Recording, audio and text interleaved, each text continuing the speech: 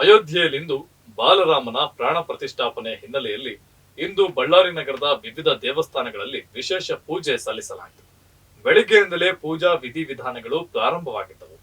ನಗರದೆಲ್ಲೆಡೆ ರಾಮನ ಬಾವುಟಗಳು ರಾರಾಜಿಸಿದವು. ಇನ್ನು ವಿವಿಧ ಮುಖಂಡರು ದೇವಸ್ಥಾನಗಳಿಗೆ ಭೇಟಿ ನೀಡಿ ಶ್ರೀರಾಮನ ದರ್ಶನ ಪಡೆದರು.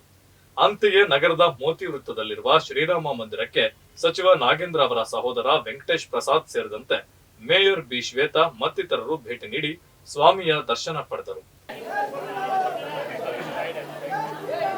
ಇವತ್ತಿನ ದಿವಸ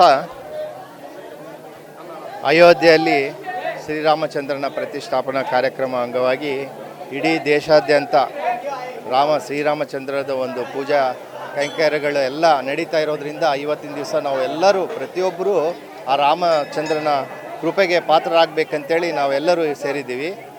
ಈ ವಿಷಯದಲ್ಲಿ ನಾವೆಲ್ಲ ಸೇರಿಕೊಂಡು ರಾಮ ಲಕ್ಷ್ಮಣ ಸೀತಾ ಆಂಜನೇಯ ಅವ್ರಿಗೆ ಒಂದು ಆಶೀರ್ವಾದದಿಂದ ಎಲ್ಲ ನಮ್ಮ ಇಡೀ ಜನಾಂಗ ಮಾನವ ಕುಲಕ್ಕೆ ಆಯುರಾರೋಗ್ಯ ಅಷ್ಟೇಶ್ವರ ಕೊಡುವಿ ಮಳೆ ಬೆಳೆ ಆಗಬೇಕಂತೇಳಿ ಎಲ್ಲ ದೇಶದಲ್ಲಿ ನಾವು ಪೂಜಿಸ್ತಾ ಇದ್ದೀವಿ. ಇವತ್ತೊಂದು ವಿಶೇಷ ದಿನ ಇರೋದರಿಂದ ನಾವೆಲ್ಲರೂ ಸೇರಿ ನಾವು ಶ್ರೀರಾಮಚಂದ್ರನ ಗುಡಿಗೆ ಬಂದಿದ್ದೀವಿ.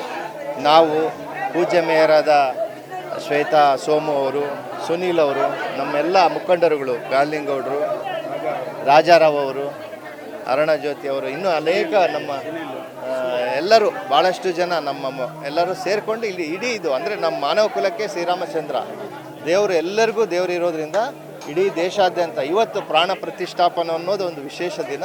ಹಾಗಾಗಿ ನಾವೆಲ್ಲರೂ ಇಲ್ಲಿ ಸೇರಿಕೊಂಡಿದ್ದೀವಿ. ಜೈ ಶ್ರೀರಾಮ್.